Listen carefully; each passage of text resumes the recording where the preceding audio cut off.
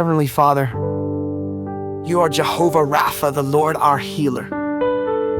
You are not a distant God, but a present help in our time of suffering. Today, Lord, we come with hearts trembling and bodies aching.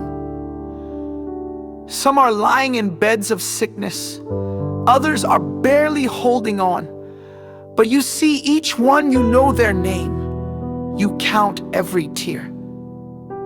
You said in Psalm 140:3, He heals the brokenhearted and binds up their wounds.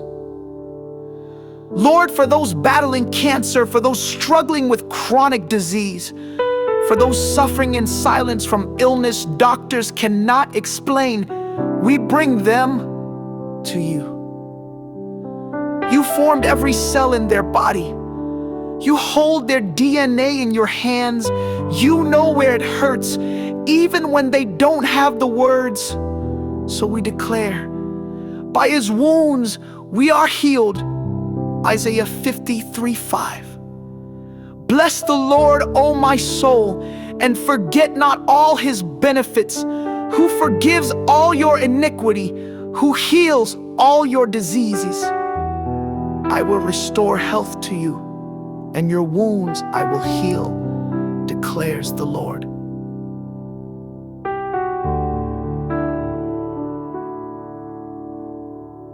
Father, let your healing power flow right now. Let it move through every bloodstream, every nerve ending, every joint and muscle. In the mighty name of Jesus, we rebuke sickness. We cast out every spirit of infirmity.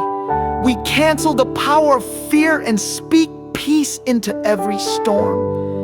Jesus, you healed the blind, the leper, the paralytic, and you are the same yesterday, today, and forever. Touch them now, Lord. Let them feel your warmth. Let them hear your whisper.